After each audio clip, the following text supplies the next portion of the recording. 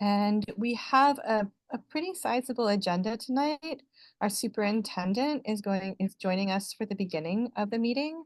And then later we're gonna have a quick check-in around of the treasurer deadlines that are upcoming. And then I think we have what is her Liz. name? Liza, Yeah, Liza. He's going to talk about parking whose permit. last name I can't remember. Yeah, who's going to talk to us about safe streets in Berkeley for getting to school. Is that right? Or was it? Oh no, it was about parking. School parking. For Yeah. USD staff. Sorry. Yeah. She wears many hats. So Superintendent, we'd love to have you here tonight. Thank you so much for coming. We've got your slide deck. Is there anything we should say before we set that up? No, I just want to say good evening to everyone. I did not know, I don't know what you said, Di, the World Series, there's something really big happening apparently. Baseball or something. Did I hear you right, Di? Yes, it's Dodgers and Yankees. The sports ball is happening tonight. Oh, I'm an LA girl. I didn't know the Dodgers are playing. I'm not a baseball fan though, but I do appreciate folks for jumping on and joining. And I hope that you'll let folks know who are not here that this is recorded, so they won't miss out on all the enlightening that I'm going to do. Scott, I heard you were ready to be enlightening. Actually, I'm not going to enlighten, but my hope here this evening is to just share some of the foci and initiative for 24-25, and restart a relationship with you all with the hopes of being able to come back and engage with you in the future in other ways. So that's my opening, Rita. I don't know if you wanted me to say anything more or different.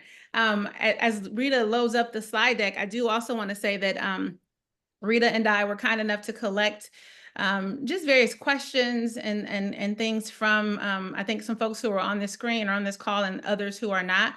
I didn't get it in time. However, there were definitely some themes that I wanted to just really quickly respond to, and want to assure you all that you will get responses to all of those questions. The first kind of big bucket or theme, or the ones that had the most questions, was around the construction work that's happening at Sylvia Mendez. And so I don't know if there's any families from Sylvia Mendez on the call, but wanted you all to know that in addition to us responding to individual emails, which is not as efficient in terms of getting information out, we are working with Principal Maria Carriedo to set up an engagement session with you all, just so that you can really have the time that you deserve to both hear the ways that we've been working through the construction, the ways we've been trying to be really preventative and mitigate some issues, but also the ways that we're responding when we hear issues come up. So talking to Principal Carriedo, like I said, and it looks like we're thinking about their next PTA meeting, which I believe is November 16th. Don't quote me, I might be saying the wrong date, but there is a November date that we're looking at. And so if you are here from Mendez and we're one of the folks who put those questions in, please know that we are preparing to respond to you directly in a meeting. And then we're also working on creating a landing page that just kind of has a number of resources and information and an FAQ of sorts specific to the Sylvia Mendez construction project, because I think that'll be helpful for folks as well. So I wanted to acknowledge that as a big topic. The other theme that came up was around after school. Both Rita and I and Di spoke at the beginning of this year about after school and just all the ways that we know we need to rethink after school program, not just to make sure that more families have access, but also just to think about the programming that we offer and making sure we have the appropriate staffing, and just a number of challenges that come up, some the same and some different each year with regard to after school. It was such a big topic that we actually took the topic to a committee that we have in partnership with the city called the 2x2 Committee. And have agreed to, prior to that, but reinforced just the need for us to partner with the city as we think about after school care. But then specifically to BUSD after school care, we know there's a PTA, I'm not sure if we can call it a working group, but there's a PTA group that is specifically focused on after school, that group meets with Youssef, who was our interim director, is our interim manager for after school. And so we want to work with Youssef to create a working group. That group has been doing lots of work, don't get me wrong, but really thinking about how do we kind of bring the issues or the problem of practice, if you will, with regard to after school to that group to do some collective thinking and some problem solving. And so if you had an after school program question, that will be the place where we're going to really try to kind of hash through all the issues, but also celebrate the things that are working and figure out how we can learn from them and scale. And then my hope is that those things are coming back to you all, because that specific group is a PTA subcommittee or working group. I think in addition to that group, though, again, the city has really committed to partnering with us. I think they opened up 100 more after school spots at our last meeting, our last 2x2, just about a month ago. And we've agreed to sit down together to think about some of the ways that we can solve the issues around transportation and, again, space and access to after school together. So that's kind of a stay tuned. And I will try to send Rita and Di updates. I'm sure you guys will stay abreast of what's happening with that working group, but specifically around the work with the 2x2 in the city with after school, I'll make sure to get that out to you all. So those are the kind of the two kind of overarching, overwhelming questions. What you got, Rita? They weren't overwhelming. They had the most number. Well, yes, they did. The one other thing, which I also think might not be, I mean, again, it's sort of more communication-y, was like there were a handful of questions around transportation, which I think also comes to like, you know, something about, there was one about Longfellow, which is a change, I know, like, but a lot of it was around like communication around transportation. And, you know, again, like maybe there's a way to support communicating around the transportation and bus system in a way that is a little more clear for families, because it sounds like that's been something that's been a struggle. Yeah. And that one I would love to kind of unpack more. And I would say that because Longfellow, there were some questions that was very specific about Longfellow and transportation. And we know that that was kind of unique in the sense that we moved to school and opened a school year in a new location and had to figure out busing really quickly. So there were definitely, I would not say many glitches in our system in terms of both communication, but in terms of just making sure folks had the transportation that they needed. So specific Longfellow transportation questions, yes, happy to address those if they still are issues. But then I think in general, yes, we are doing a lot of work with regard to making sure that folks know how to use the app that we use for transportation, making sure that app is giving information correctly. I know some folks were like, oh, it said the bus is going to be late and the bus didn't come. And so us kind of getting that feedback in real time, every time we do, we give feedback to what you call it, the creators of the app or the you know, the people that we're partnering with the app. It's an app that's used across many districts. It's not specific to BUSD. And then in general, communication, I would say is something that we continue to work on. We do better at it in some areas and in some departments. And then we realize like, oh, we need to now work on communication in this other department. And so our transportation team is a small but mighty group of folks. A lot of them are actually in the buses driving, with like 1 or 2 people actually in the office. And that's if our lead person doesn't get called to drive as well. And so we're trying to figure out ways to communicate and be more responsive that is not so heavily person dependent, because in any given day, if that person is out driving or whatever, there's a delay. And then just in general, trying to make sure that our systems and processes to find out who needs transportation, to notify them is something that's, you know, more consistent than it has been in the past. But again, thank you, Rita, for that, and happy to come back and engage in more specific questions about transportation, or allow you to add to that I'm not sure if it was a Google Doc I got in the email, but add to whatever list of questions that you are collecting from folks, Rita, because we're definitely going to respond to all of those.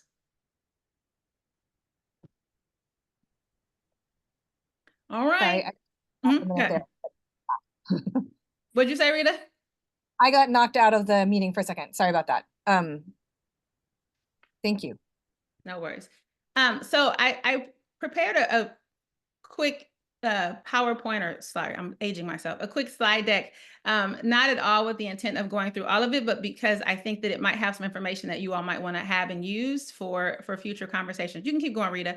The next couple of slides are just my standard, you know, come bringing greetings and welcome and appreciation on behalf of myself and of course our Board of Education that you see here. Some of those folks might actually be in the room or on this call, as many of our board directors are also parents as well, and BUSD parents in specific.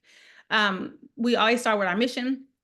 Rita and Di and Vicky know it by heart: to enable and inspire a diverse student body to achieve academic excellence and make positive contributions to the world. And I appreciate that you all have finalized your mission statement. And sorry, I didn't put that here on the screen because I usually do them side by side, but I know that our missions, though they might have different words, are very much aligned. And so my hope in speaking with you today and going forward is that we really see our roles as partners and allies and collaborators and making that mission real and true for all of our students.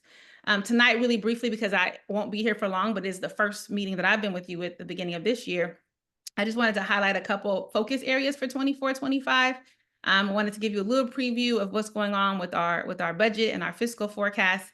And then I wanted to just make sure you all know that in addition to PTA, not that I'm trying to overwork folks, but we really believe in collaboration. I wanted you to know other ways that you can get information about what's happening in our district. So go ahead with the next slide, please, Ms. Rita. So this is my started my third year in BUSD, and we talk about that mission statement being a pretty robust and bold mission statement. And when I came in, I did some listening and learning to figure out what we need to do, what needs to be true in order for us to really realize that mission for our students. Not just the mission statement, but we have 4 E's, which is equity, excellence, enrichment, and engagement. And when we came in and we listened, and I listened and I learned and I observed, what we knew and what we know is that there are a number of babies or students for whom that mission is real, that they are really positioned to realize their inherent brilliance, and they are ready and poised to be excellent academically and go off and do whatever they choose to do post-high school. And that there are many students who really feel efficacious and understand that they have a role to play and contributing positively to our world. But there are a number of students in BUSD for whom that is not the reality and has not been the case. And unfortunately, those numbers are pretty predictable along language lines, around socioeconomic status lines, and along racial lines. And so when we talk about that mission, the mission statement that you just saw, we want it to be real for all students with a specific focus for the students for whom historically we have not been able to do that work.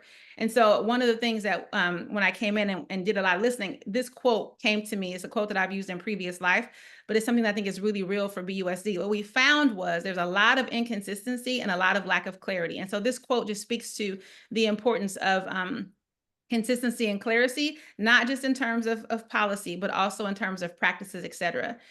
It also requires that we, go ahead, you're fine, Rita. Who is in charge? Is this Di or Rita just a clicking away? Sorry, it's me. Sorry, That's me. That's, you know why, y'all? Because Di done seen these slides over and over. She know by heart. I should just sit back and let you do it, Di. No. We also have to commit to not just becoming more consistent and coherent in what we do and how we do it towards that mission, but also engaging in continuous improvement. And the reason why this slide is really important, y'all, is because I'm going to be honest with you to say that I'm a person that works with other people, and we are human, and we never, ever get anything or everything right all the time. And so we are an organization that's committed to, when we don't get it right, to figure out why we didn't get it right. Why didn't we achieve what we wanted to achieve, or why didn't it hit what we wanted it to hit, and then learn from that. We are, by definition, as a school district, a learning organization, but also in terms of philosophy and mindset, we are really a learning organization. And so want to kind of lead with that, because I think in our collaboration and our partnership as PTA and district, you're going to probably experience and find a lot of things we need to improve on. And we're open to hearing from those things. And we also want you to be partners in figuring out what that improvement might look like. And hopefully you will, as relationships build and strengthen, will know that anything that we're not doing well, it is not for lack of desire or lack of trying. And so we come into this work, oh, I see one on the screen. We come into this work, I come into this work really committed to serving the babies. And I see Rita has, you know, just a beautiful little baby back there in the background. I call them all babies. I know they're students and children and all the other words you can use for them. But, you know, our intent, both mine and my team. Quinton is a beautiful little baby. You said what? Quinton. Oh, is that your name, Quentin? I love that name. Hi, Quentin. How are you?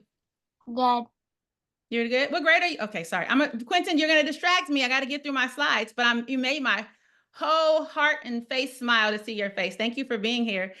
So we do this work. I do this work for Quentin and for all the other babies in our district. And so even when we get it wrong, y'all, we want you to know that it is our intent to do right by your babies, and looking forward to partnering with you and learning and improving to figure out how to do it. Next slide, please. Now die doesn't see, not see. So 2 years ago, when I started after doing listening and learning and thinking about what coherence needs to look like, we said we needed to get clear, and we have a focus on organizational clarity, both in terms of identity as well as infrastructure. We didn't have very many systems to support the work, so stuff would start, but it wouldn't continue. Implementation, are we doing what we say we're going to do? And then looking at, again, those focal populations for whom we have historically not done right by, and figuring out what we're going to do about it. Next slide.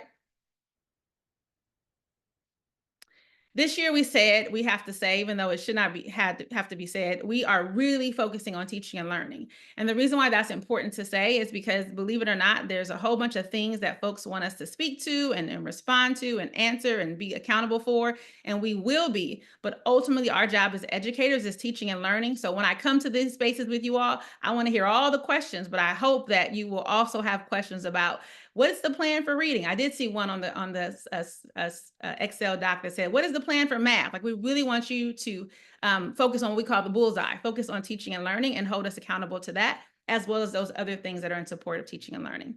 Next slide. And we do have outreach to Chris Solbeck to come and talk to us again about curriculum development. So I know, that is I asked him today. I was like, when are you going? So I know that there was that math question, and he's coming. He's going to be really excited to talk about what we're doing in math. And I'm sure, I think last year he presented what we were doing with regard to literacy. So with that, I want to share some news that the state just recently released the data from the kind of big standardized state test that's given every spring. And BUSD showed that we not only improved, but we improved at a faster pace, or at a larger rate than the state and the county. And we continue to outperform the state and the county in both math and ELA. And again, speaking about those focal populations, or those students for whom we have not been consistently, have not done right by consistently, we've actually seen some improvements with our focal populations as well. So to Wednesday, October 30th at 7 o'clock at our board meeting, I, along with my team, will be doing a presentation to the board that's going to outline some of those areas of growth that we can, again, learn from, what we think led to the growth, as well as what we need to do next and what gaps we still need to fill. We haven't closed the achievement gap. That's big, but we're definitely showing some progress in the right direction. And so as parents and as folks who are representing the district PTAs, I think it's important, again, back to hashtag teaching and learning, that you know that, and that you and all the folks that you can rally can either come to the board meeting or watch it online, because this is the work that we're supposed to do. And this is the stuff we want to make sure that you know about. Next slide.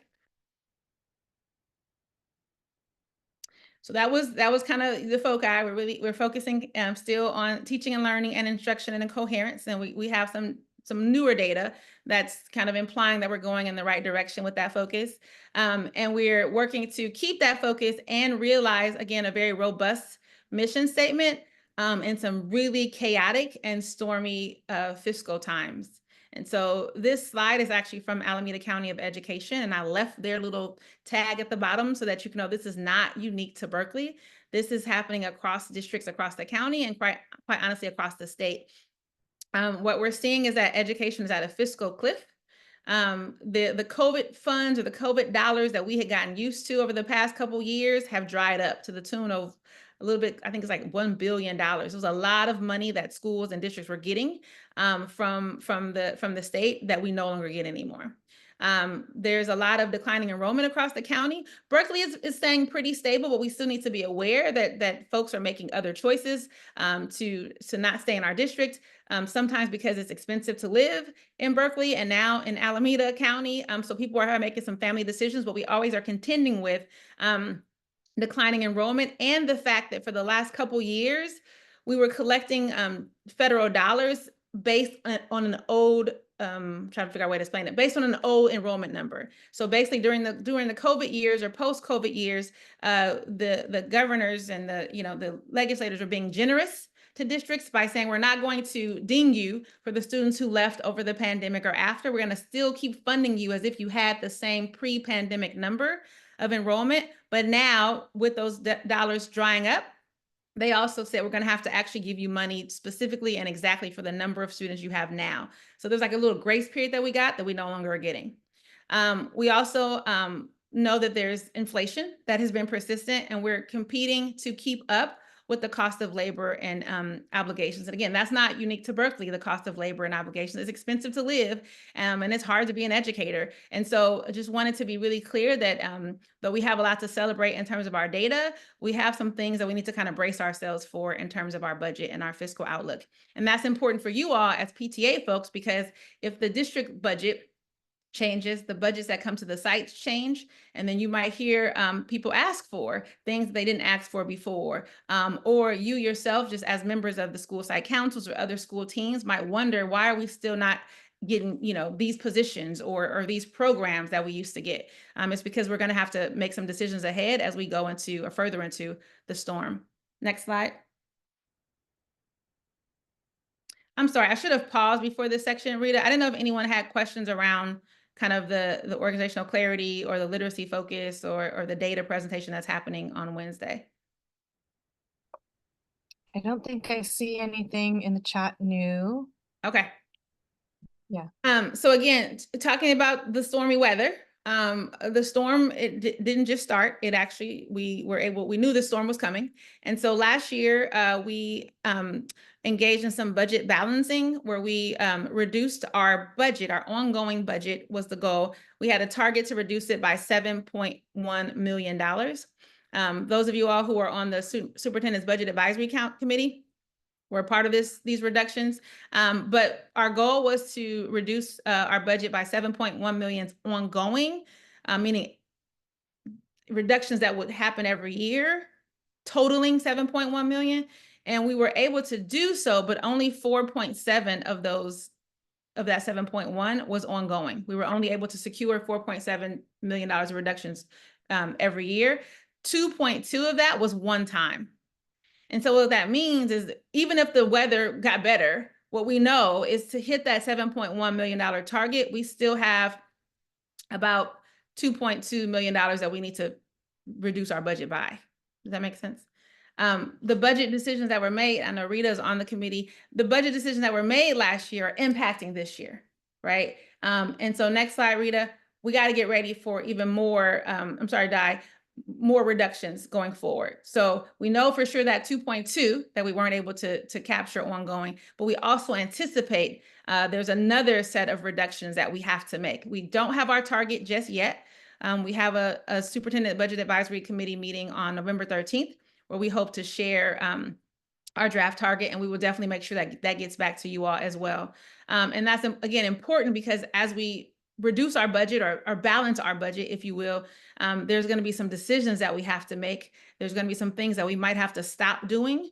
There might be some things that we need to modify how we do it, right? And so, again, important for you to know, but important for you also to know that when we make those decisions, we don't do it in isolation, meaning it's not just me and my team sitting in a meeting or even just me and the board. It's in collaboration over several meetings with our Superintendent's Budget Advisory Council, and that committee is informed by other committees like our DLAC and our PAC. And I think we even have a slot on the Joint Advisory Committee for PTA. So if not, there's a number of folks who are on this call who are in these other committees, and so they're definitely weighing in. What you see on the screen here are our core values of resource allocation. I don't know if I'm like a fortune teller, if I'm like a weather person or what, but our very first year, we knew a storm was coming. And even if we didn't know how bad the storm was going to be, we knew that Berkeley was going to have to engage in some budget reductions that they probably weren't used to engaging in. And we knew the districts across the country, across the state, were going to have to do so because we knew the COVID dollars were drying up. So we created these values just to kind of help guide us as we make resource allocation or budget decisions. And so they're here on the screen. They are not intuitive, meaning that we made up definitions to go with each word, but I hope they resonate with you all. And I'm happy to come back at another time to explain what they mean. But these are the things that we always kind of charge ourselves to ask, are we really being transparent? Are we really engaging folks? And are the decisions that we're making rooted in equity? Are they sustainable? And are they creating stability or instability for the students that we serve? Next slide. We also were able to make that $7.1 million reduction following these strategies. They're not in a perfect order, but the first one definitely was to evaluate and remove vacant positions. And the last one, when we were trying to stay the furthest away from, was consolidate and reduce positions and programming. As we move into this year's reductions, we are likely going to use these same strategies, and we're going to tailor them a bit more this year, but we are still trying to stay as far from positions and programming as possible. But we're also honest about the fact that we were able to do 7.1 million, really staying far from filled positions and really staying far from touching existing programs. And the committee knows and is ready for, however ready you can be for, the fact that we now have to have some really hard conversations about our programming and about some of our positions. And again, really asking ourselves, what can we do? And what can we not do, which is going to really force us to prioritize. We're so used to having so many programs, and we know those programs are important, but now we're gonna have to look at data to say what program is really working for our students, how we define working, where can we kind of consolidate and merge, and what things are we doing that are not really the highest leverage or not aligned to our priority. So again, an important slide for you all to know, because we're going to be coming back and sharing updates around how we get to the next target. There's questions in the chat, Ms. Lady Di and Rita. So were there any vacant positions? Oh, sorry.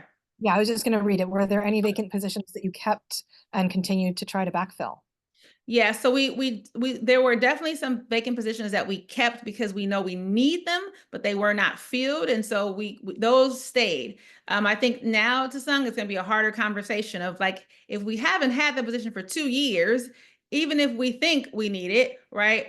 Can we last a little bit longer without it and therefore freeze or cut that position? But yes, we kept many vacant positions opened, but we're going to have some harder conversations around those vacancies as we go into the 24-25 reductions.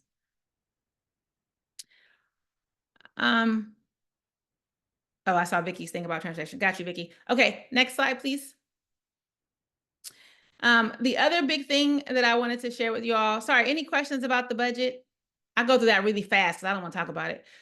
What I will say is I'm excited about the fact that we were able to do those reductions and they weren't as felt as $7.1 million can be felt. And so I trust the team that we're going to be able to do another set of reductions in a way that, again, holds our values and our mission at the center. Sorry, Rita, what you got? One of the questions that came up on the spreadsheet that kind of falls into this is about the money coming in from soda tax. I remember our conversations at the budget advisory committee meetings talking about like, we're not getting as much from that because people aren't drinking soda as much. Right. And that's continuing. Right. And just for folks to know what Ms. Reed is talking about. So there's a soda tax in Berkeley, and that a percentage of that soda tax goes to supporting our cooking and gardening program. And so I guess the intent of it was that we didn't want folks to drink a lot of soda, right? So we're taxing something, we didn't want people to do. And so it's working. People are not drinking as much soda, but then which is a good thing, I guess. But the not so good thing is that then, of course, that impacts our revenue for cooking and gardening. So last year we had to have that conversation as a SBAC team to figure out, did we want to contribute money from our general funds dollars now that the revenue from the taxes is drying up? And then also we're exploring some grant opportunities. That conversation is going to happen again this year, Rita, and whoever may have put that question.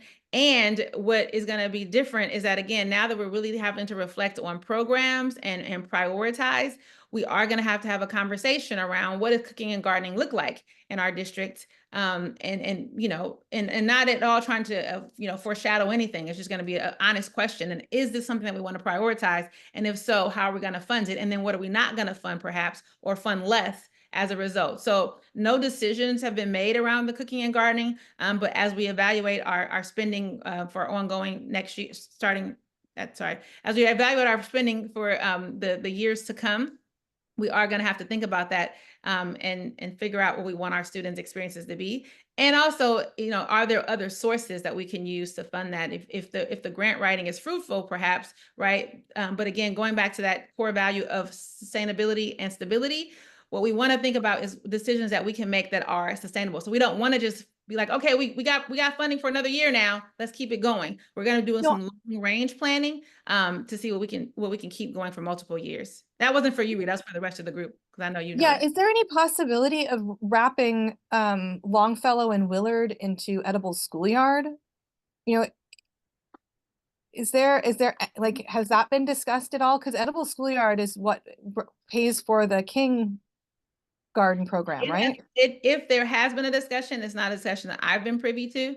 I do know that Farmer Ben is pretty on it and is amazing. And it's pretty creative in the ways that, you know, he's been trying to support us to make sure, because this is something that we value as a district, and we know the families value and the babies love it, right?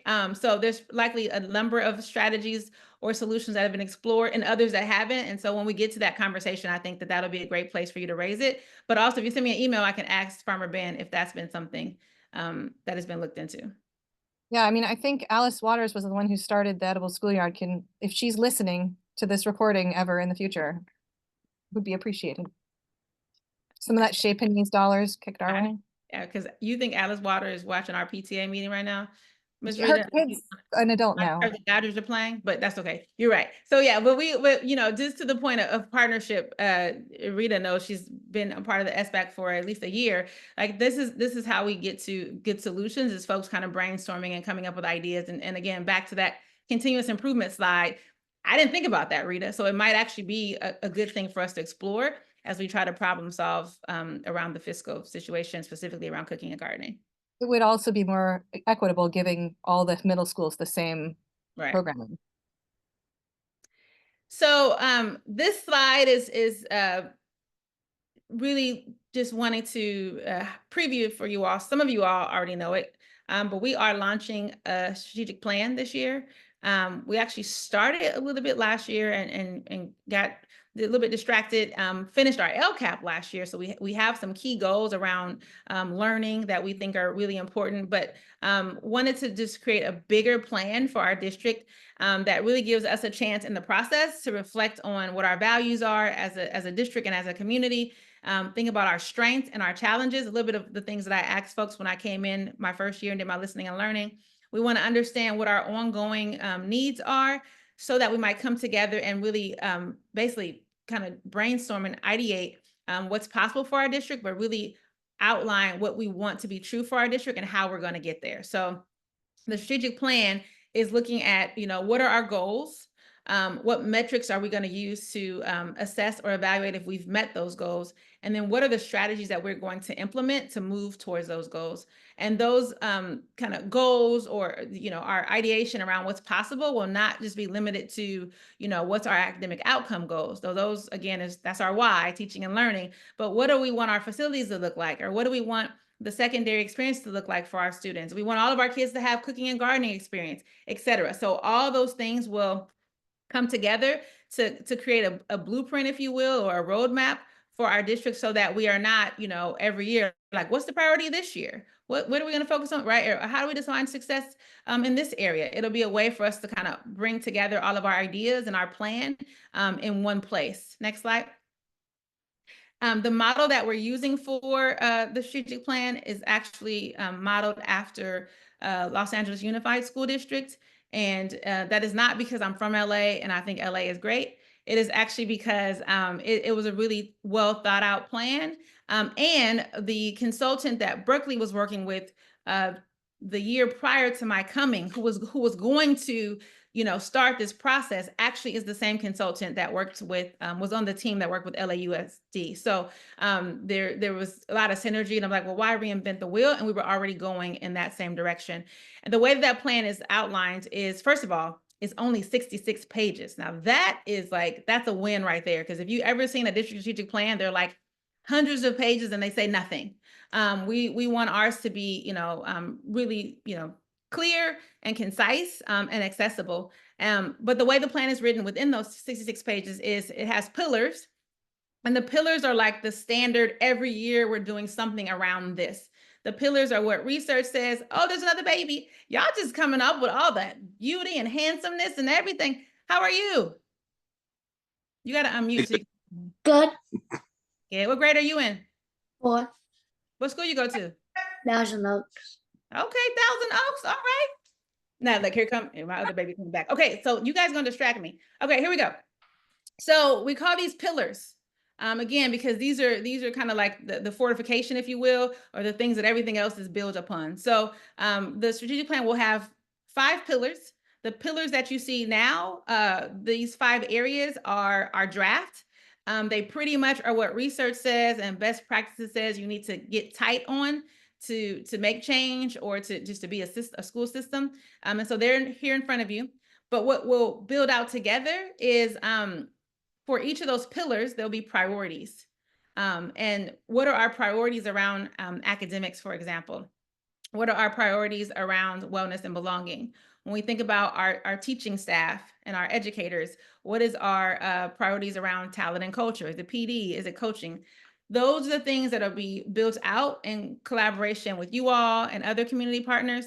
And then for each of those pillars, there'll be strategies. What are we going to do to realize that pillar? I'm sorry, that priority. And then there'll also be metrics. So how are we going to define success? So wanted to share that with you again, because y'all the heavy hitters, you are the PTA, and we're going to need a lot of input and voice from families. And so I will be, relying on you all to help get that word out and also to help get folks to our different engagement sessions. Next slide. I know we're running out of time. So engagement. So as we're creating the strategic plan, we have a number of ways to engage folks in the process. Right now, we're just kind of collecting information back to the whole, what are we good at? What are our weaknesses? What are our gaps? We've done pop-ups. We've done pop-ups at Solano Stroh, at Berkeley High School. We've been at back to school nights, just different places, asking folks about our district, also asking folks who they want our graduates to be and what they want our students to experience when they finish our system. We are starting and have done a few focus groups, done some focus groups with some students. We'll do some focus groups with some of our affinity groups. Might do a focus group with a group like PTA. And so gathering data in that way, and those groups are both adults as well as students, and they are staff as well as families and community members. As we move into November, which, oh my gosh, is already next week, we are starting to do interviews. And so we will not be interviewing everyone, but we are going to do some sample interviews where we are going to randomly pick some folks, and some folks not so random. I'm looking at who's on the screen. I might have to just call you all. It's easier. And we're just going to ask you questions about your experience in Berkeley, your baby's experience, more importantly, to again, kind of add to the depth of the stories that we're getting from the pop-ups and the focus groups. And then the more wide scale one is the community surveys. We'll be sending out surveys as well to get folks input around the strat plan. And then starting in December, probably closer to early January, we'll start some think tanks and some design sprints. We'll take all that data and we'll put, come up with themes and then figure out like, okay, so now what's the priority based on that and what might success look like? And then we'll be shopping that back out with the community to get their feedback. So this is not the entire plan, but this is just the first stage of collecting and synthesizing information that I wanted to make sure you were aware of. I think for you all, when you have parents who are like, hey, someone sent me an email, what is this about? Like, tell them we're doing a strategic plan and folks are going to be asking for your input. That'd be really helpful. Next slide. Any questions about the strategic plan? Not so far. The strat plan will be, several months. We don't anticipate having it done until closer to the end of this in this school year. So, but there'll be lots of back and forth throughout. So just again, stay tuned for that.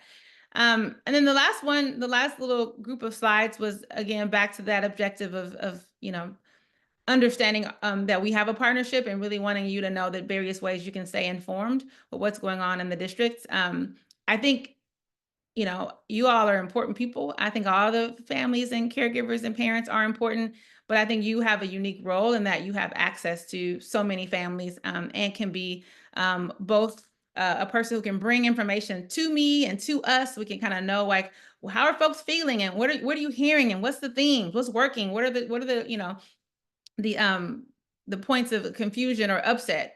And you could also be a person that disseminates and gives information out to families. And so, I say that I think it's really important for folks to, when they're in meetings like this, to recognize that you wear the hat of yourself. You are your child's, parent, and you want to bring that experience with you. But it is actually higher leverage if you can bring your perspective, but also take it upon yourself and be responsible for bringing the perspectives of those at the site that you represent. because I think it'll help us make better decisions and to make sure that we're really getting a comprehensive idea of what's happening or not happening for the families and the students at our school sites. So this is a slide abbreviated that I show many places, but that I particularly show with our members of our advisory committee. And it calls out some of the responsibilities of a person who's on an advisory committee. But I pulled out these ones. I think it's really important for you all too, as PTA leads in the district, really wanting you to know that a part of your role, if you accept the challenge, is to definitely hold us accountable, just to be accountability partners. But I'm actually the kind of person where, I can beat myself up. I don't need nobody to help me do that or for me to figure out what am I doing or not doing well. What I really need and what's really helpful for us is to have you to also be thought partners. Just like Rita had the idea about the cooking and garden and edible schoolyard, right? Like I wouldn't have thought of that. So really wanting to find opportunities for us to be in space together. And I'm not saying just with me, but like I know Chris is coming, who's our director of curriculum and instruction. And I know Yusuf has worked with you all, but really thinking about, how can we bring our ideas to the district to solve some of the problems that we're all experiencing.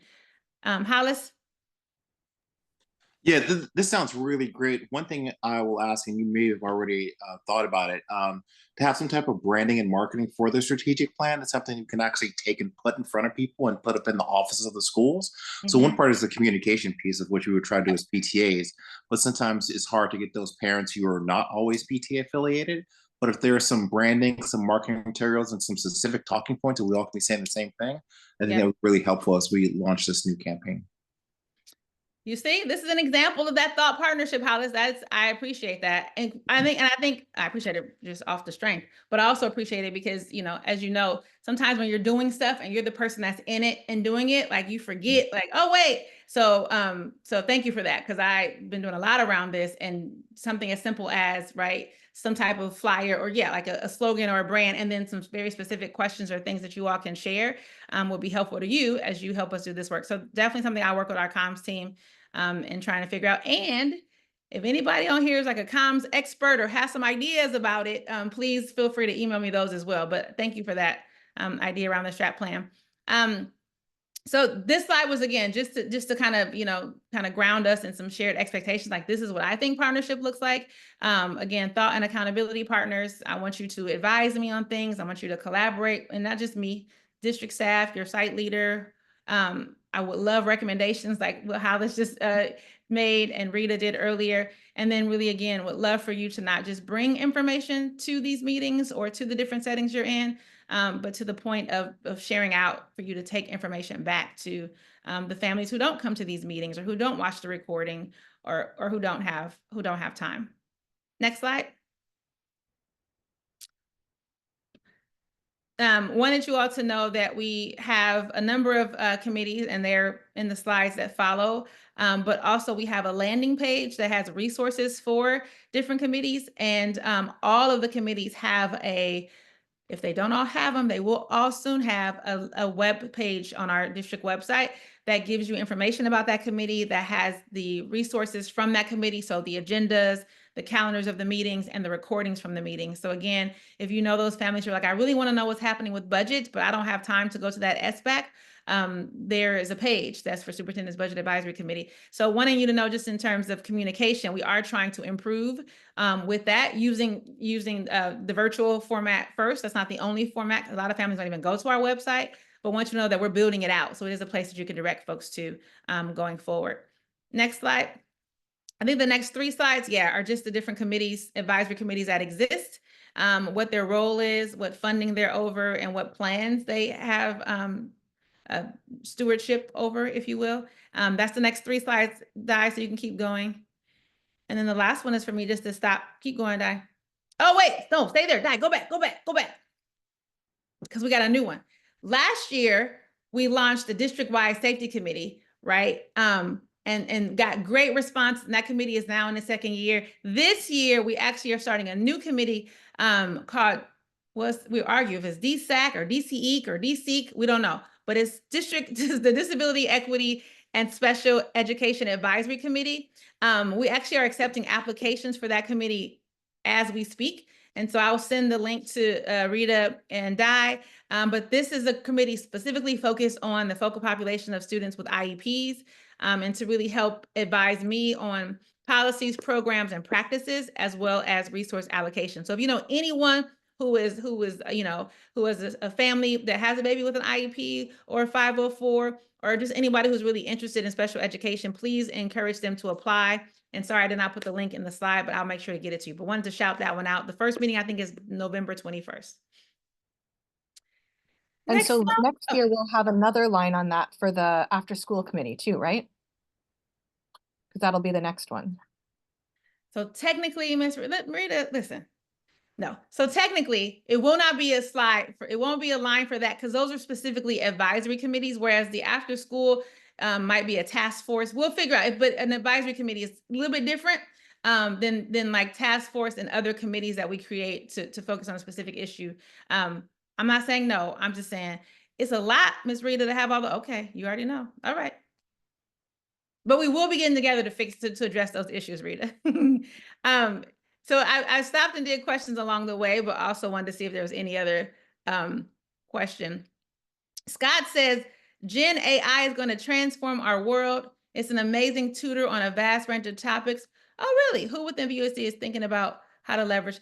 We are all thinking about it, Scott, not just Chris, because even though Chris is CNI, he's like, we all do teaching and learning, right? So I'm a big part of those conversations.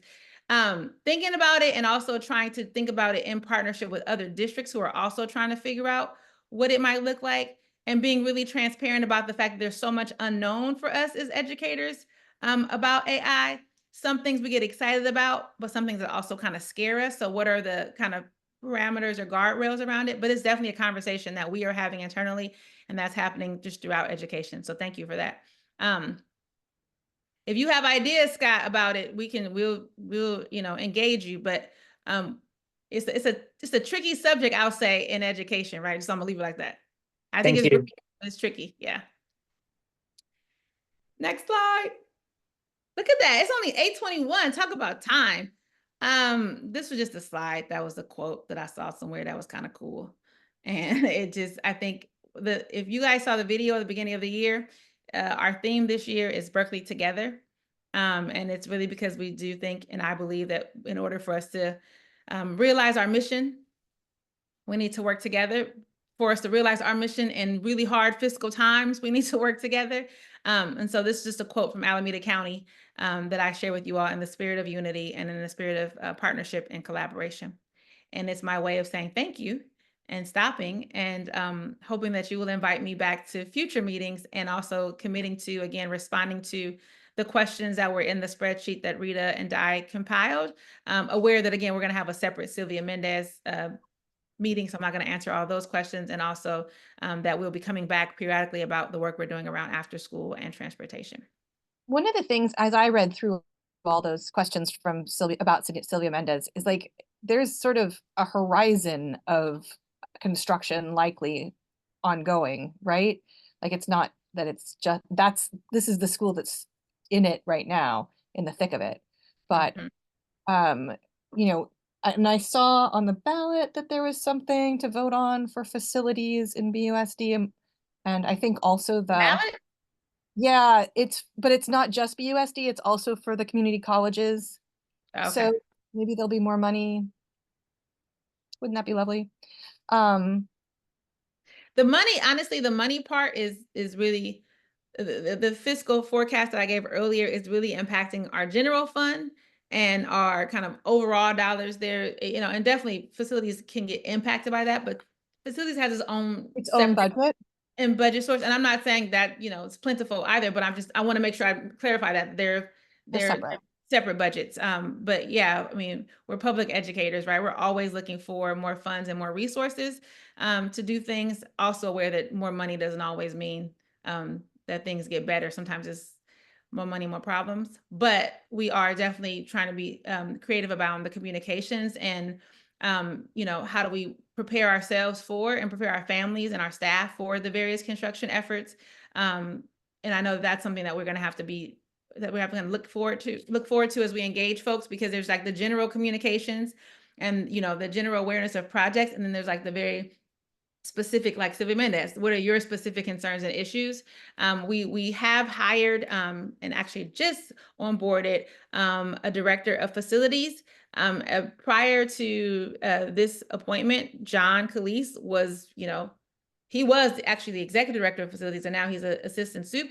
But you know, he's not just the construction projects. He's all things facilities and things that folks wouldn't even think about when they think about facilities. And so we're hopeful that now adding capacity to that team will also help with communication, but will also help with kind of response time in terms of mitigating issues and working more closely with our various contractors. But I know that's an area of focus, Rita, for sure.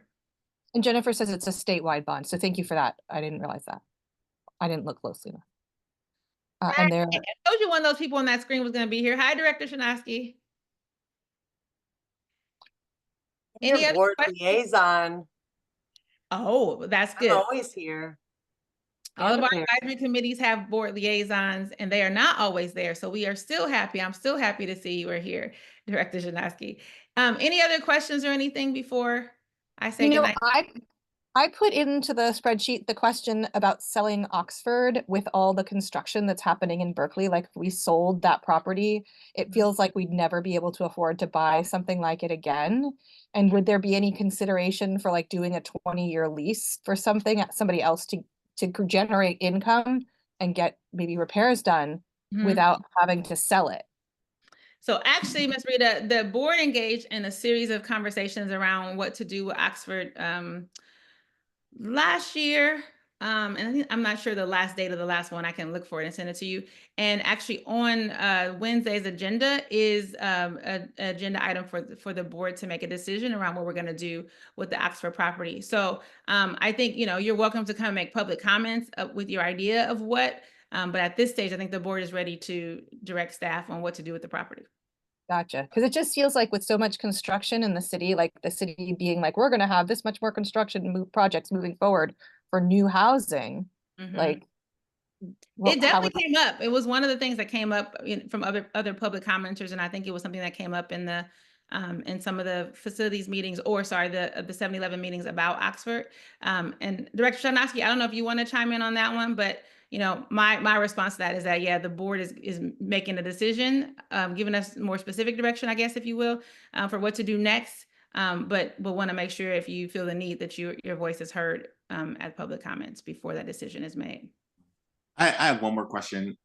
Just to think about, you know, as we get to the point where funds are receding and then that request from site staff will come to PTAs asking to pay for different things, positions. One, is there anything that we can do at this point as a direct ask from the PTAs that we should start thinking about for this year, next year in terms of funding? Because it's very difficult to come up with, oh, we need this X amount of money at this period really late in the game. We don't have time to plan and fundraise for. So, you know, if there's any direct ask that we have as a, you know, conglomerate of PTAs, figure out what we should do. And then two, how should we message this moving forward? Like, we know there are cuts coming, and we always know that the sites will start asking PTAs for more to cover things, or PTAs will take for themselves, start raising money for specific things that they want. How do we mitigate this, you know, this coming tide of ask? So right now, I don't have an ask that I can say, like, here's the ask for PTA. Just, I think in the after we get the target and after we do some more review of kind of what our expenses are and where we may be spending more than we want to spend, et cetera, I can definitely come back, Hollis, with some, you know, ideas of what ask might be. So that's the first part. I think the other part is we have been really working on, you know, one of the issues with PTAs feedback that I've gotten from you all, from the PTAs in Berkeley, but also experience in other PTAs, is that it's not quite clear on like what should PTA fund and what should be funded by the district. And so as we move towards increased organizational clarity, that's one of those things we want to get clear on, right? District, we're going to provide you with these resources, sites. These are the base, you know, resources that every site should have. This here is above and beyond, for example, might be how we do it. We also want to get clear on what are the things that PTA should pay for and shouldn't pay for?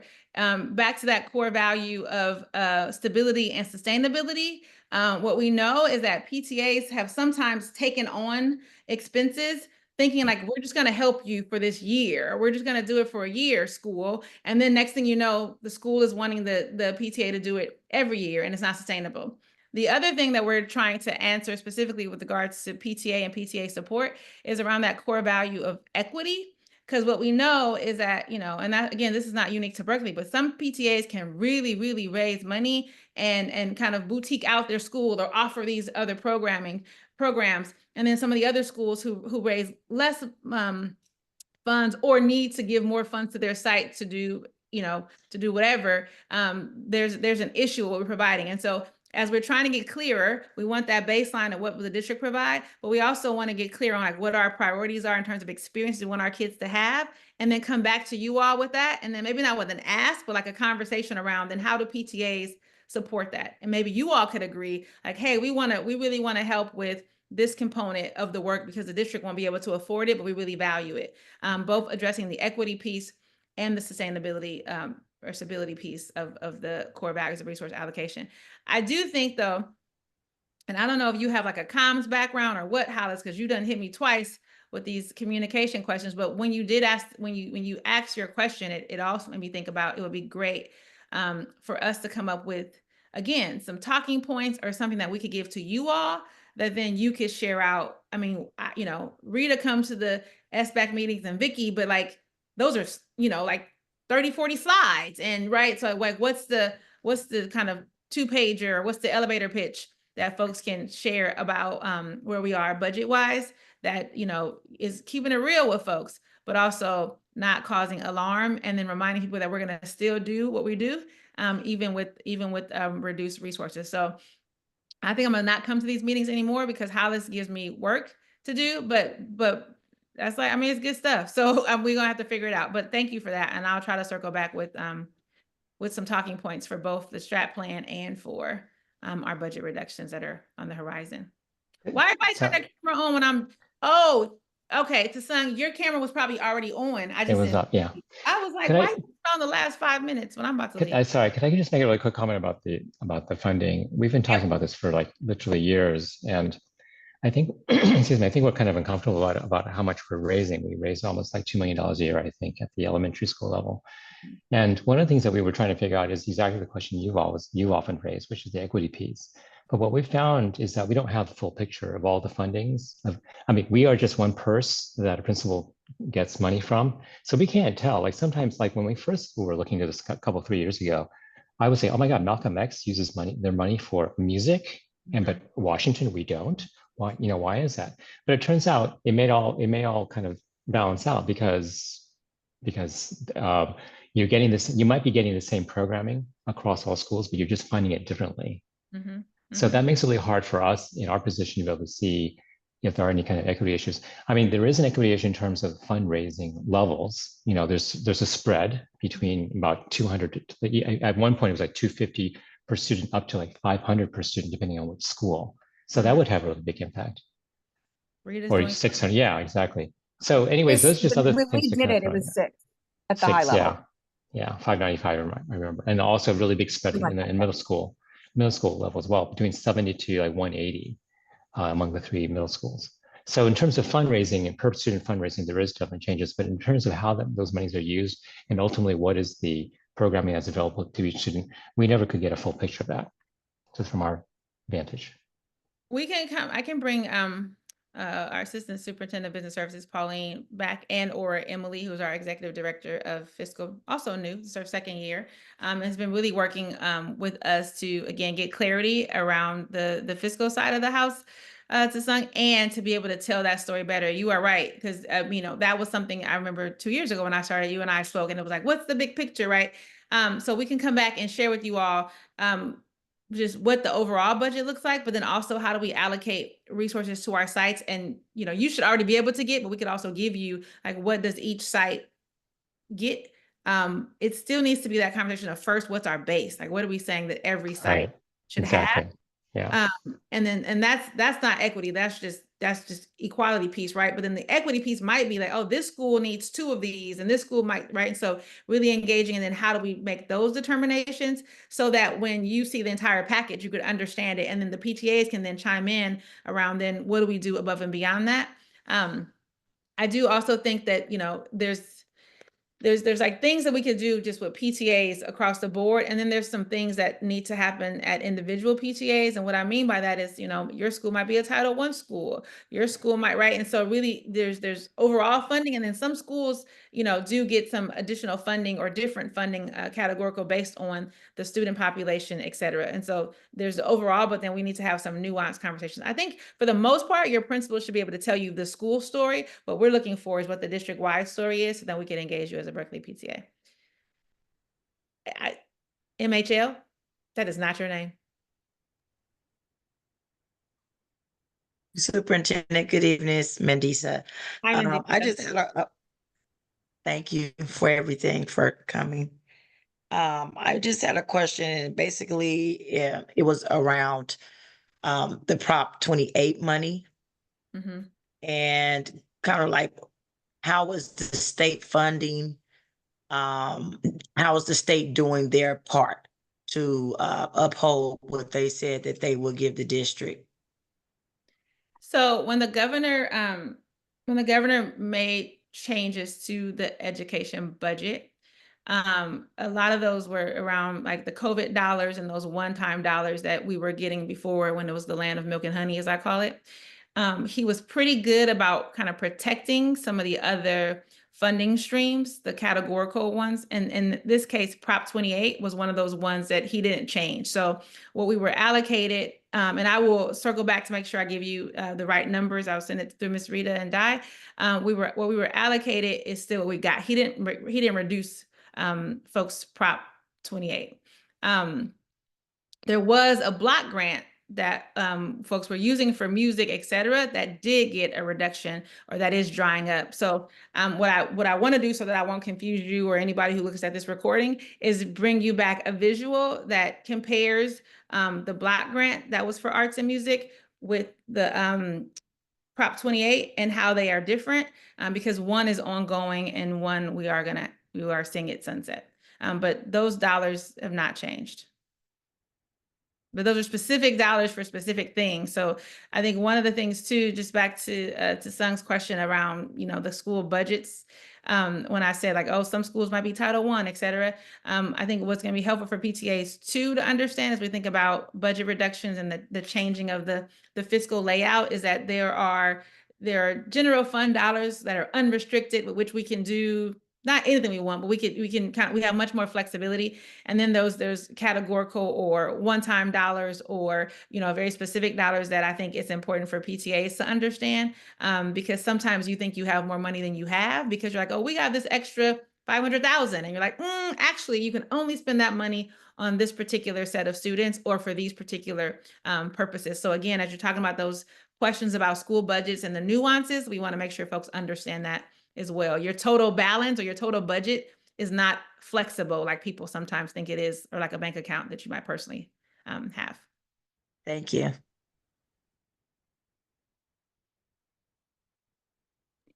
Well, I know we've kept you longer than expected, which we all appreciate.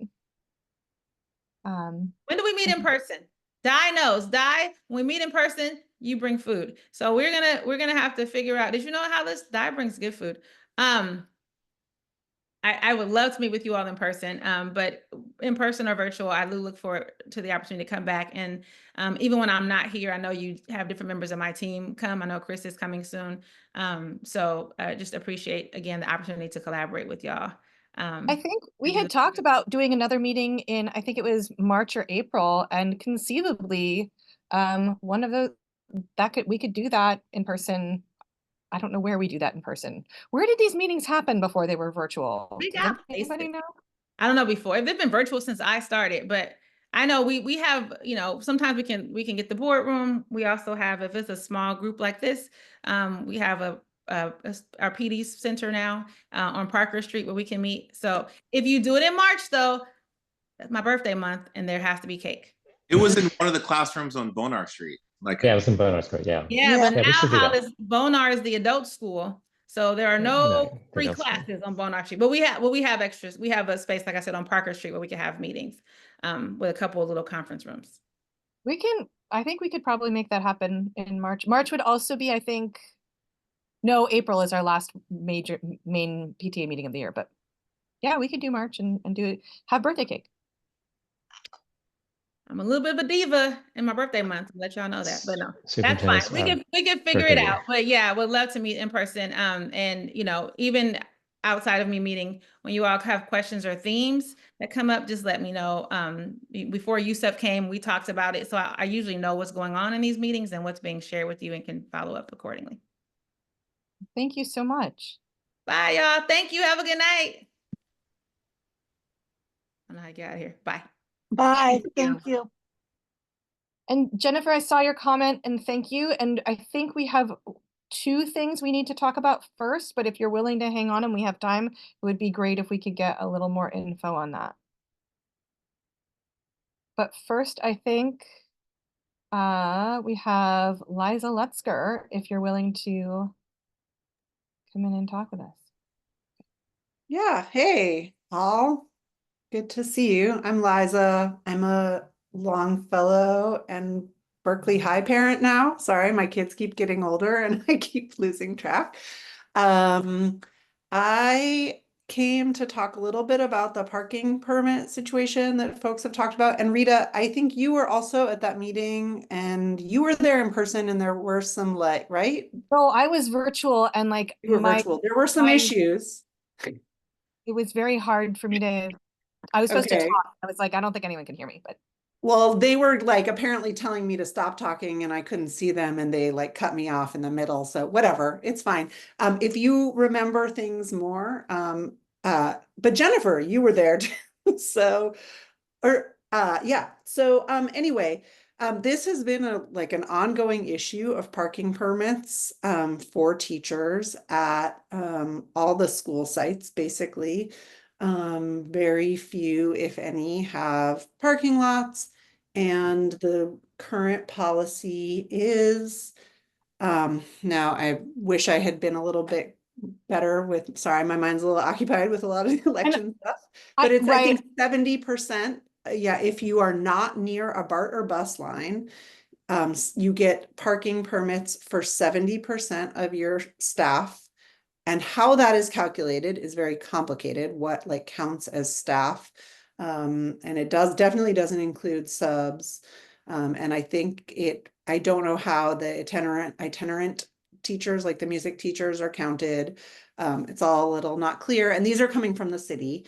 right. And if I you're actually collected some data by calling all the schools. Oh, okay. And it isn't all of them. It's like 2/3. So there's 2/3 of schools like King, Thousand Oaks, Ruth Acton, parking permits aren't an issue. Okay, but yeah, so Piedmont also. 60% of other schools, but like they don't have a problem with and I mean, some of the schools don't have problems with getting parking permits because there aren't restrictions on parking near their schools, right? Well, right. So those are the schools that you don't need a permit to park near their school. Okay, And okay.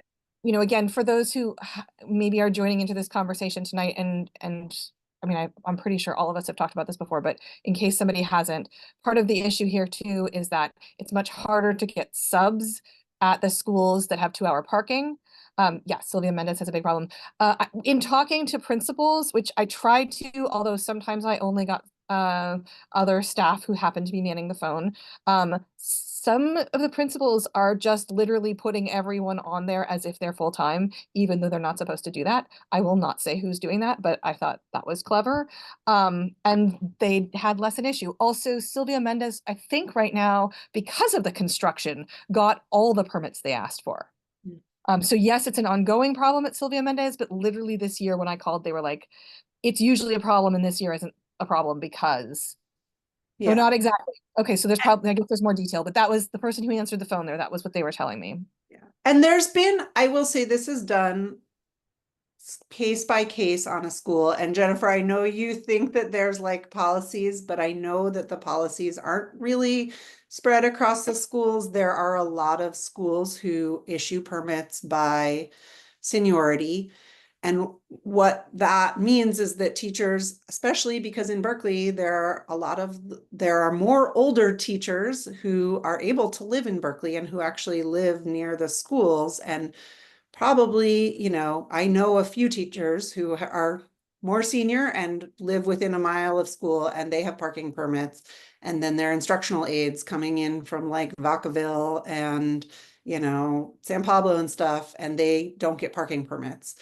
And so this is a really tricky thing because, you know, parking, like literally parking on our streets is not like a free thing for the community. Like it's people pay, there's other stuff that can be done with the curb space. So there are reasons that the city restricts the number of parking permits, but there are a lot of things that are like really different about teachers and teaching communities that don't apply. So things like you can't just leave whenever you want is one thing. And then there are things like there are these like subs and the music teachers who come. And I think that there are a lot of really good approaches to fixing some of those problems. Like you get, you know, if you live in Berkeley, you can get visitor day passes.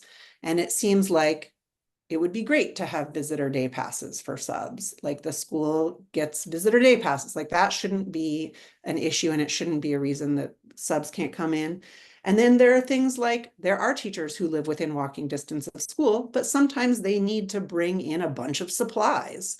And so like give each person who doesn't get a parking permit, give them 10 single day parking permits or something. Like there are creative ways. And I think, you know, this is something that the school district and the city really need to work on. I will just be 100% honest. The city transportation department is super understaffed right now. They have not had a parking services manager for like 10 months. I don't know like whether they have the capacity to work on this until someone comes in, and then they're going to have a backlog of stuff. They're having a really hard time hiring for this position.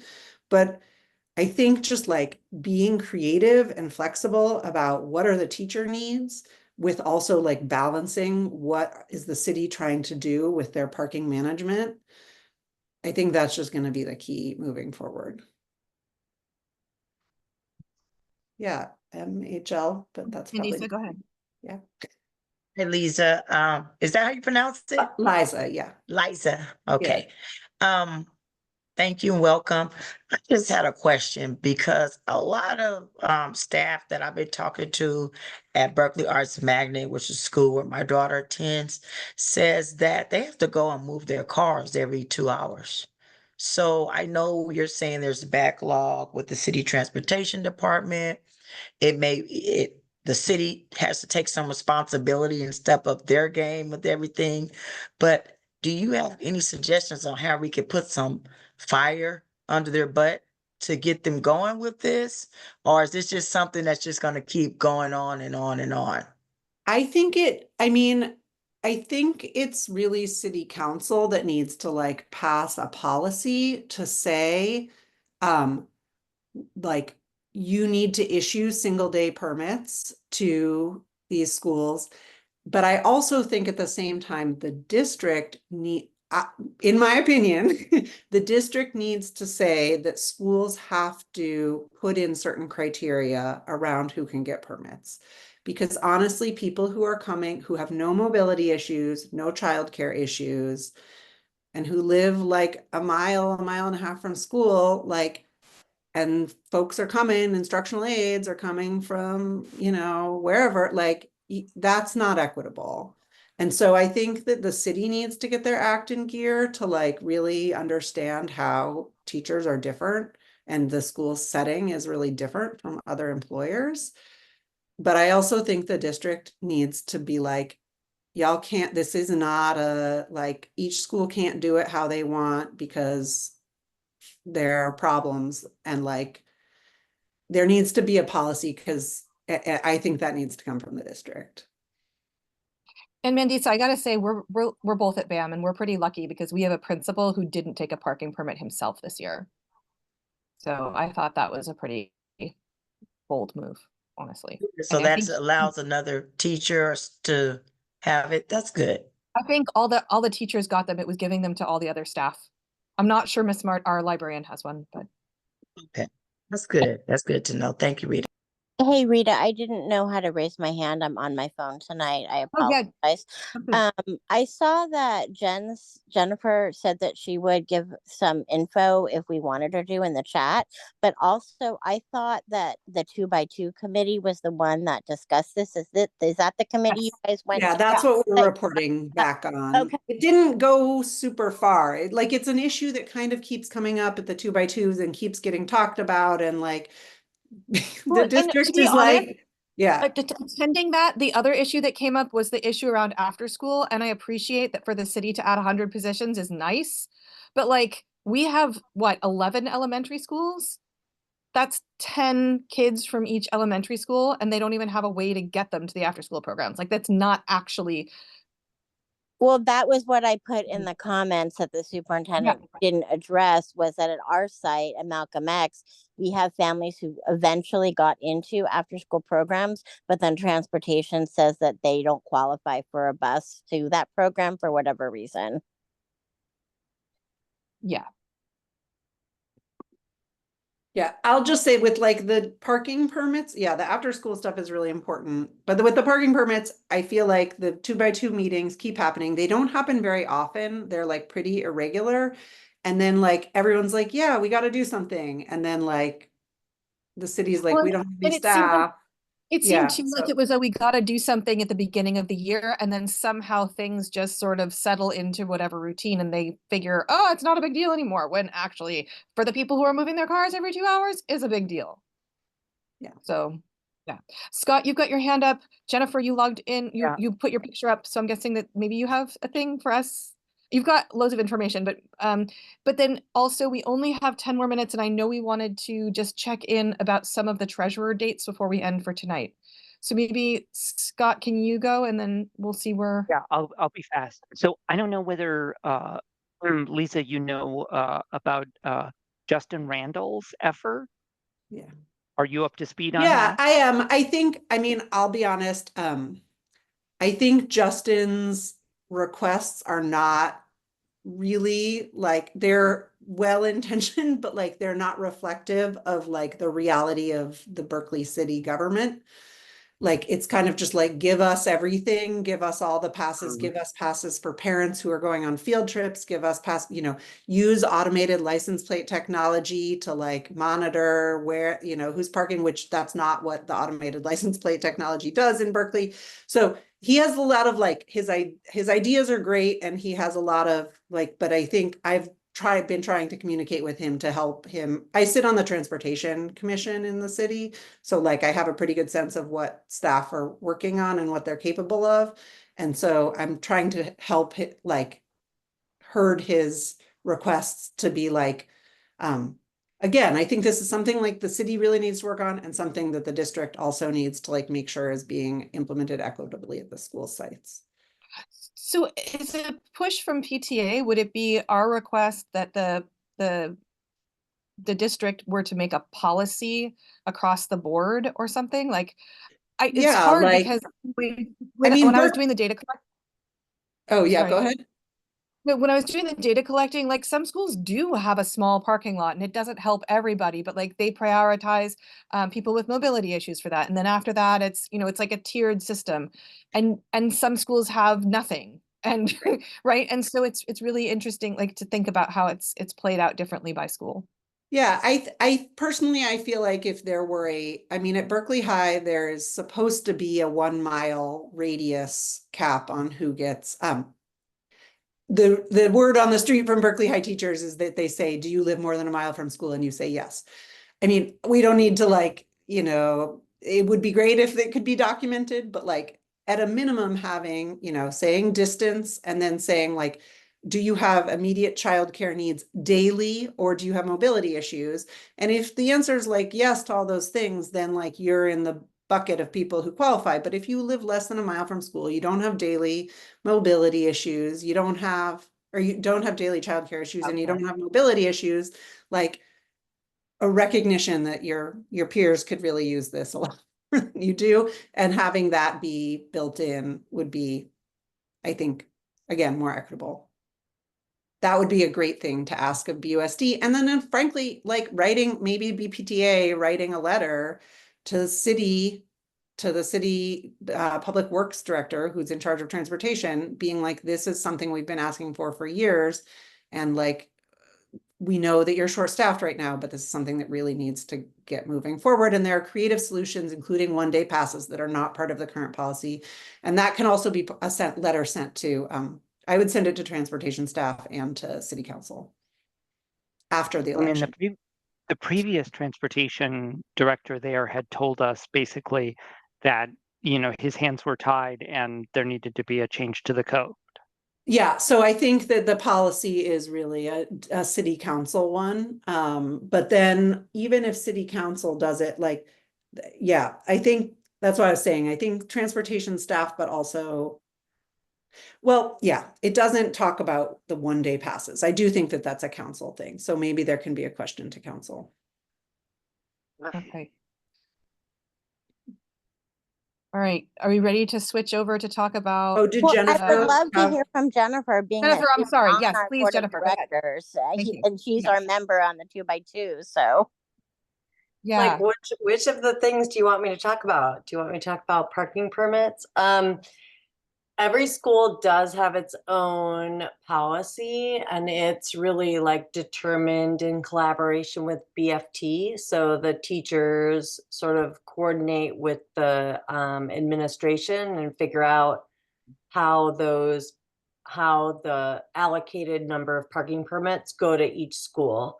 But I have talked to teachers several times about what the policy is, and it does take into account the distance from the school and childcare needs and so on and so forth. And so I understand that there's a concern that people are not being truthful there. And so that's a different question. It's about like, how are you policing what people answer? So that's a different thing. Yeah. I think I will say that was not the case at my elementary school. Like, I asked a teacher who lives like half a mile away, and she said, yeah, it's based on seniority.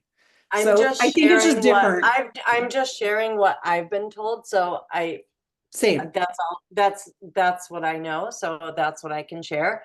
And what I've been told is it's not based on seniority anywhere. That is not what it's based on. So I think that those are questions that could be asked, but really, like, to me, there are not enough parking permits for our teachers. I mean, our teachers just can't afford to live near to their schools. And so many of them drive, and there are not enough parking permits, and that's sort of a city function. I see in the chat, I was asked who are the people on the 2x2, and that's me and Anna, at least for the next couple months. And I am more than happy to advocate for teacher parking. I think it's a little bit crazy that our teachers are having to move their cars. And yeah, so that's that issue. I'm not, there was also a question earlier when I said, like, I'm available if somebody wants to talk. It was about Oxford, actually. So there was some conversation about Oxford here. And my opinion, and I really like support workforce housing, and I really support low income housing and development of whatever sites we have and whatever property we have. But in my own opinion, I will be voting for the sale of Oxford because it's a liability for our district. It's in an area that I don't think is really like appropriate for the development of workforce housing. And we are currently maintaining property that it's just an expense. And also it is kids are breaking into that property again and again and again. And it is a liability for the district. And I really don't want to see us put up no trespassing signs and criminalizing trespassing on that property. Like, that is not something that I'm interested in. It's mostly kids that are going there, right, for a place to be. And I don't want police coming in and handling those situations. So for me, I think Oxford isn't the right place. We are developing that workforce housing at the adult school on San Pablo. So and I will continue to support projects like that. But I think Oxford is just not the right place. And for me, at least, I think it's something that we really, yeah, I realize real estate is really important, but that is not a piece of real estate that is really like conducive to the work that the district wants to do. I don't know if there were other things that you wanted me to I think talk those were about. the two biggies. And before people start logging off, I think Di had checked in, and maybe we can do this one quick update, and if anyone wants to stay for another minute or two, we can do that. Di, we had looked up on the calendar for Peralta that and I didn't realize this, I thought it wasn't until in the spring, but our tax filing is actually due mid-November. And so for all the folks that are on here and are working with their treasurers or our treasurers, you know, keep in mind that that is a deadline that is looming. But it will be before our next meeting. And I can send out a reminder to the listserv of the deadlines that Peralta has for filings. Yeah.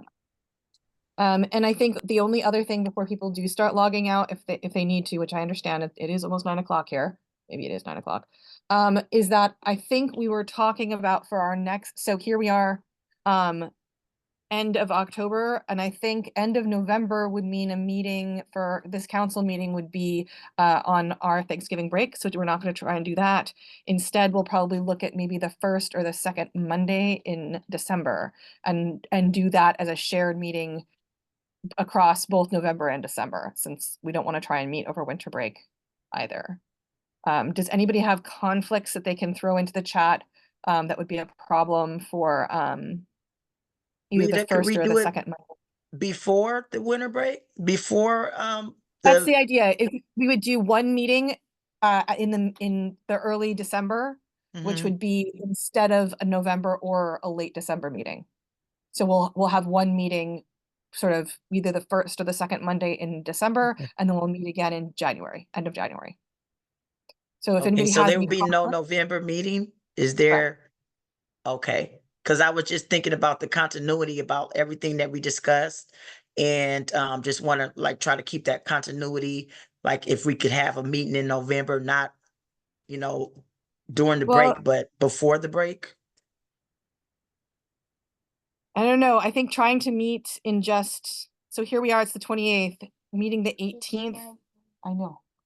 I think it would be hard to try and squeeze in two meetings in just Is 5 that weeks. Quentin? Yes. Quentin? You know my daughter, Mila? Do you Yeah. know Mila? She's pretty, huh? Agreed. But yeah, I think trying to squeeze in two meetings in like 5 weeks would be hard. Whereas if we just do one, I Would be think that, good. what was that? December 2nd looks good. December Okay. 2nd? Okay.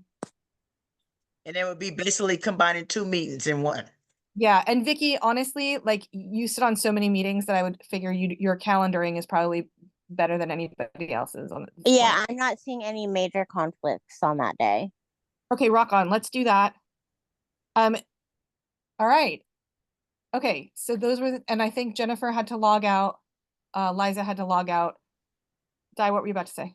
I just wanted to say, I wanted to follow up with the superintendent. There's a lot of open items, and I'm hoping to follow up to get answers, because the last time we met and she hadn't answered everything, she didn't actually follow up with them. So I'm going to try to get some answers to all the questions that she posed.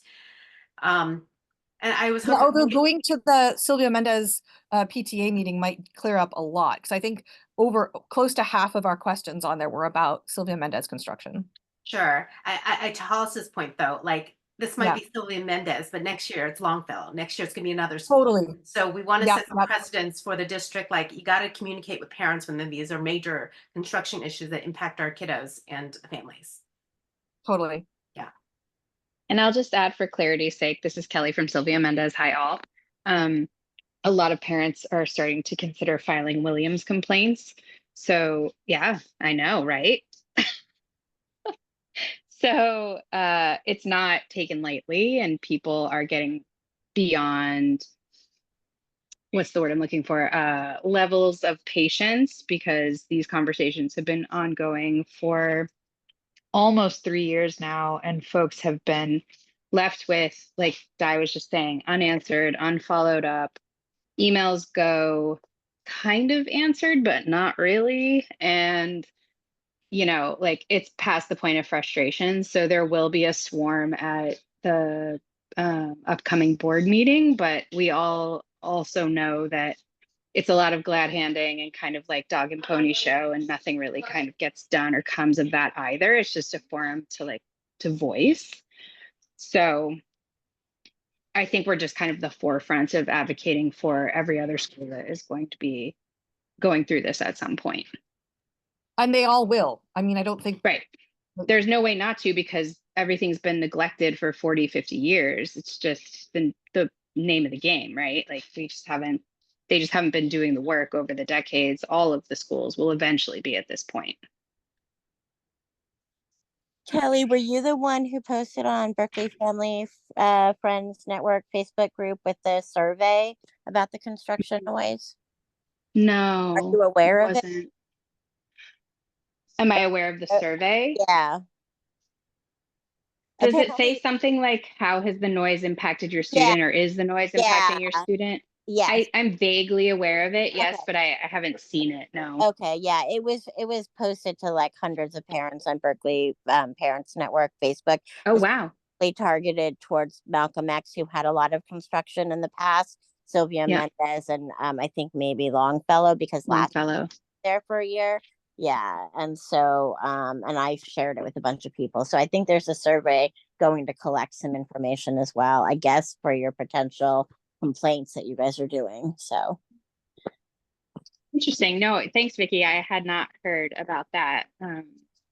I've been more involved in work around OCR stuff for kids with IEPs and so forth. So I hadn't heard about that yet. Thanks. In the interest of time, it's 9:05. Thanks for everyone for hanging out. Any last comments?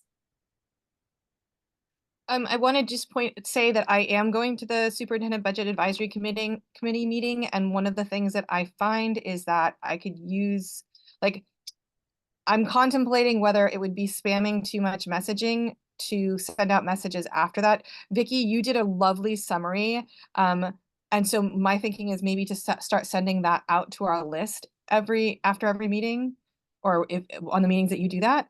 And then the other thought I had was, like, if there's things, I don't mind bringing, again, as a sort of dissemination and implementation kind of person, like, I don't mind if people want to send me messaging that you want me to try and bring there. There isn't a whole lot of opportunity for actual conversation, really. They kind of present to us and then propose something, and then people kind of say yes and no, but I don't mind bringing something to that table since I'm there. I'm only there through the rest of this year, but like I'm happy for this season to be the person who does that. So if others have things in terms of budget, I'm happy to do that as well.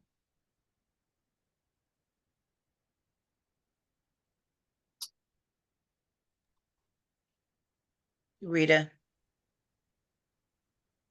I have a few things. I'll send them to you. Okay. Great. Well, again, thanks everyone for hanging out. Past 9. A lot of work, but good work. So we'll see you guys soon. Thank you, guys. Thank you all. Good evening. Take care. Thank you. Take care.